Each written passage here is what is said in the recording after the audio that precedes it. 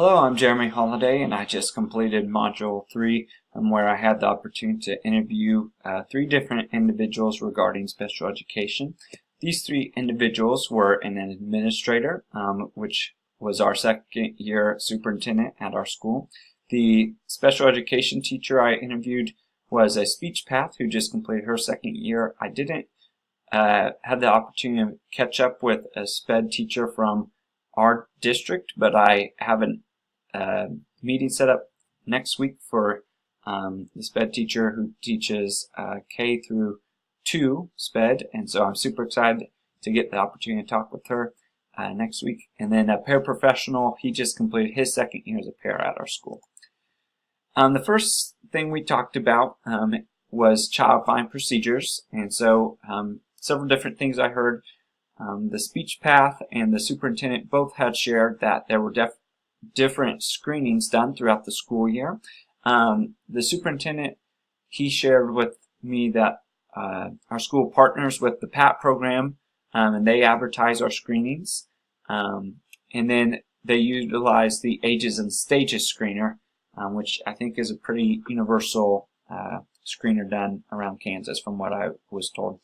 The speech pathologist had gone ahead and shared that if screenings show concern, then those students go to a preschool for further eval. All service providers are there, so OT, PT, psychologists, speech path, head SPED teachers, they're all involved, and so that's an important part of the child find procedure. And last but not least, the para, he said that they're not really involved in the child find screening, so he didn't have much to offer in regards to this question. As far as what is the most challenging part of their role related to special education, the para said that students who fall behind and the para is expected to catch up oftentimes are difficult to work with because they're already frustrated from being behind, and it's just a tough situation to work through, and it takes a lot of patience. The speech pathologist shared that a high caseload is a very difficult thing to work through, especially because it causes lack of opportunity to properly plan and meet a child's needs. Last but not least, the superintendent shared from 2 different perspectives. First off, the principal role is administering accommodations and ensuring an IEP is being followed, oftentimes making sure paras are doing their job and following the IEP, not giving too much help or not giving too little. And from a superintendent role, he had shared finding SPED teachers and finding paras was a difficult task, as well as keeping the staff like OTs, PTs, speech paths. They can make so much more money within the hospital field that it's difficult to keep good ones sometimes. As far as what's the most rewarding part of their job related to special education, our superintendent shared, and this brought so much joy as I had the opportunity to hear him speak, about a girl that they'd signed out of SPED who ended up being co-valedictorian of her class. It was something that you could just tell he was so excited to share with me about that time, as well as seeing growth. He mentioned there's little things that you see on a day-to-day basis that just are so joyful and encouraging as you are working with these students within the special education program. The speech pathologist said something similar, that there's so much room for progress that little successes become huge celebrations. So when a student masters a word for the first time, it's so exciting, and they have a huge party to celebrate, and it encourages that student so much. She also mentioned growing close with families as part of the SPED program.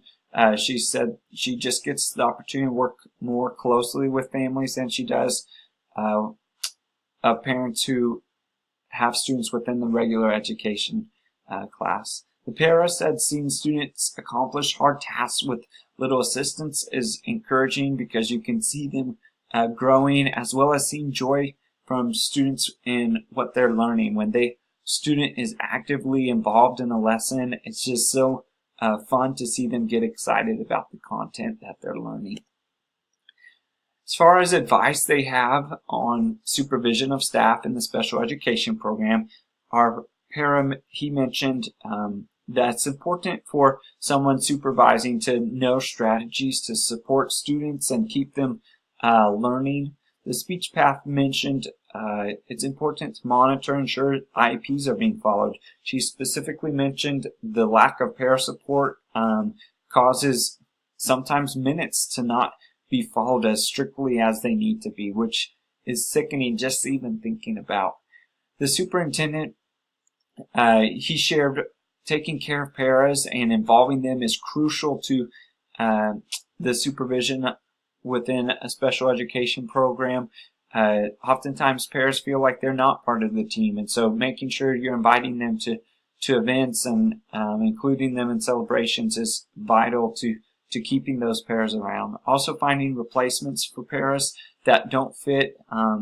The students within the special education program, he mentioned, deserve the same type of education that a student within the regular classroom gets. And so if there's a para who's not working out, it's important to let them go and go ahead and move on and look for someone who's going to help benefit the student in their learning more.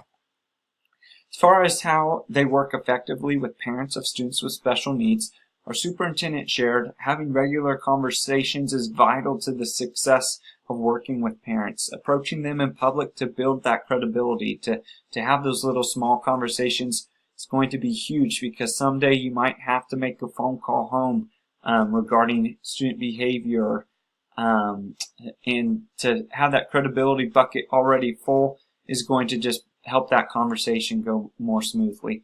Being at IEP meetings is also crucial for an administrator in building that face-to-face, again, credibility that he's talking about. Our speech path, as she mentioned, showing that you care about what's best for a child is the most effective way to work with parents. They oftentimes hear negative things so often that our speech pathologist mentioned how much she tries to share positives because they are just hearing the negatives of here's where your child's at, they're not meeting this, they're not meeting this, they're not meeting this, or they're having these negative behaviors. So she rarely tries to share those negatives and focuses only on the positives. The para, he mentioned that they're not really encouraged to build deep relationships with parents, and from the sake of keeping them safe, keeping our paras safe from potential harmful community relations there. And so we really, I just found that interesting to hear him say that. It was something I didn't know about our school. As far as how they work with regular education teachers who have students in the special education program, our para, he shared that if there's a classroom issue, most of the time the teacher will handle it, but if it would be beneficial for a student to leave, he takes the liberty to have them step out, kind of regather themselves before he brings them back to class. Our speech pathologist shared how she communicates with the teacher the student's disability and how it affects their learning. So, for example, she specifically mentioned language delay. And so if you're having a child who's not following directions in the classroom, she talks about how you can't expect that student to follow directions if they have a language delay or processing disorder. And so that's how she really tries to work with regular education teachers. The superintendent mentioned making sure teachers are following the IEP is a huge thing, and creating a good line of communication built upon trust is important as well. He also mentioned within the secondary program how he felt it was a little more difficult to be making sure the IEP is being followed. Sometimes secondary teachers, he stated, would not deviate as much and wouldn't provide as many accommodations as maybe an elementary school teacher, which was an interesting tidbit of information he shared with me. So definitely interested to see what that looks like as I continue this process of becoming an administrator. As far as advice they have for a first-year administrator, the superintendent was full of talking to peers, talking to the SPED director, leaning on a mentor, and not being afraid to ask questions. He also mentioned the importance of reading anything that comes out from the Kansas State Department of Education. The speech pathologist shared how parents of students can be overbearing at times, but it's because they genuinely want to know that you care. They're not trying to intimidate you, but they're wanting to know, do you have their child's best interests in mind? Para shared being involved in the classroom to be able to understand what's going on is vital to the success of a first-year teacher and helps them get an understanding of the things that are being taught and expected within the school. How would they describe the role of the building principal and special education teacher? The speech path mentioned to be that it needs to be perceived that they're on the same team, especially at IEP meetings where an administrator and a special education teacher are working together. You're really wanting to promote unity to parents so that they feel confident in your ability to provide the best education for their child. A para mentioned a SPED teacher handles many of the problems involving students within the program, and he felt that most of the time if the principal got involved, it was due to a potential suspension needing to occur. Superintendent shared that principal supervises the SPED teacher, but the SPED director is in charge of rehiring, which I found extremely interesting as I hadn't heard that yet. The principal also builds the schedule, but the SPED staff can modify the schedule to help out with their schedule as needed, which also was an interesting piece of information for me to take in. As far as what they want from an administrator in regards to special education, the para mentioned that they want an administrator to know how to interact with students who have special needs.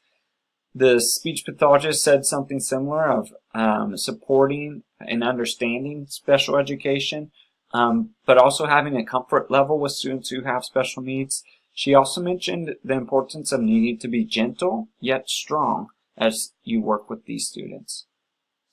The superintendent shared that he's looking for an administrator who has a basic knowledge of SPED law, who knows operating procedures within the IDEA.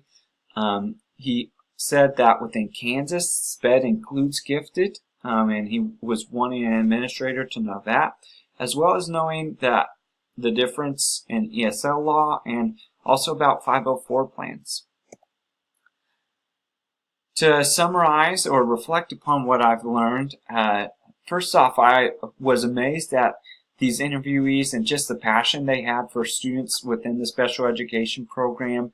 And I want to have that same passion as an administrator, and that, that I'm going to care for these students just as I am going to care for students within the general education classroom. From my superintendent, I especially learned about the importance of seeking mentors. He shared with me how he's consistently gone back to his mentor and asked questions consistently as he's processed through things these first 2 years. I would also say that I need to continue to be knowledgeable. I need to keep seeking to learn more about the special education procedures within Kansas, and I need to be understanding of students within the special education program and know that learning is going to look a little differently, and that's okay. I learned that I need to be firm, yet I need to be forgiving. Everyone makes mistakes, and it's important for us to learn from them. The last thing I learned was how important these conversations are. I need to be asking questions like the ones that I saw in this module consistently. This has been my favorite module so far within this class, and I think a lot of that's due to getting the chance to listen to people and hear about their experiences. And I'm super excited to continue to learn more about what special education looks like within the role of an administrator. So thanks so much for watching, and we'll see you later.